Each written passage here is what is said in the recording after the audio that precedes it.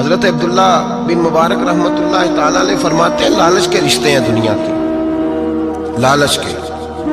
آپ کے انتقال کا وقت آیا تو اماں بڑا رو رہی تھی۔ عبداللہ بن مبارک رحمۃ اللہ علیہ اپنی اماں سے کہنے لگے اماں تو کیوں روتی ہے، تیرے تو اور بھی بیٹے ہیں،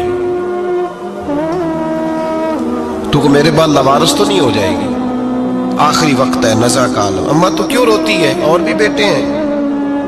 تو اماں کہنے لگی بیٹا اور بھی بیٹے ہیں، پر جس طرح کا دھیان تو رکھتا تھا وہ نہیں رکھتے، جس طرح وقت پہ دوائی تو لا کے دیتا تھا وہ نہیں لا کے دیتے، جس طرح تو میرے کھانے پینے کا خیال رکھتا تھا وہ۔ کہنے لگے اچھا اماں اس کا مطلب ہے تو مجھے نہیں رو رہی، تو اپنی ضرورتوں کو رو رہی ہے کہ روٹی کون دے گا، کھانا کون لائے گا، دوائی۔ میں سمجھا تھا شاید مجھے رو رہی ہے۔ بیوی سے پوچھا تو کیوں رو رہی ہے، تو کہنے لگی تیری وجہ سے میری بادشاہی تھی، تو موجود ہے تو خاندان میں معاشرے میں میرا ایک وقار ہے، تیرے بعد تو بیوہ کی زندگی ہوگی۔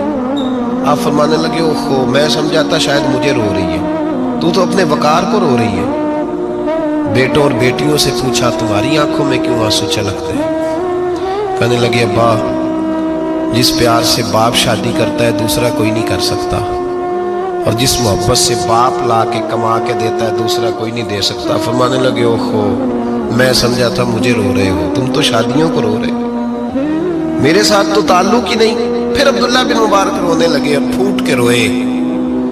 کسی نے کہا آپ کیوں روتے ہیں، فرمایا آج سمجھ آئی ہے میرے ساتھ اگر بے لوث رشتہ ہے تو یا خدا کا ہے یا محمد مصطفیٰ کا ہے صلی اللہ علیہ وسلم۔ آج سمجھ آئی ہے وہ میں نے جن کے ساتھ تعلق مضبوط کیا ہی نہیں، کبھی فجر چھوڑی، کبھی زور چھوڑی، کبھی ایک رہ گیا، کبھی وہ رہ گیا، کبھی داڑھی کا پروگرام بنا، کبھی رہ گیا۔ جن کے ساتھ میں کمزور تھا وہ میرے ساتھ مضبوط تھے، اور جن کے ساتھ میں مضبوط تھا ان کا میرے ساتھ کیا حال تھا۔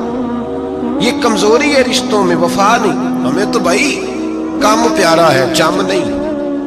بالکل بچے شکایت کرتے ہیں، کہتے ہیں ابا کماؤ پتر سے پیار کرنے لگا ہے، بچے شکوا کرتے ہیں، کہتے ہیں جو آدمی جیب میں زیادہ پیسے ڈالتا ہے ابا جی کا پیارا ہے۔ باپ شکوا کرنے لگے ہیں، کہتے ہیں میں مالدار ہوتا تو میرے بچے بھی فرما بردار ہوتے۔ رشتوں کو روح کا رشتہ بنائیں، وفا کا رشتہ بنائیں، وفا کا۔ کتے کا ذکر قرآن پاک میں آیا ہے، اس لیے آیا ہے کہ اس نے اللہ کے ولیوں سے وفا کی تھی، اسی آیا ہے کہ اس نے اللہ کے ولیوں کے ساتھ وفاداری کی، وفاداری کی تو اللہ نے اس کا ذکر قرآن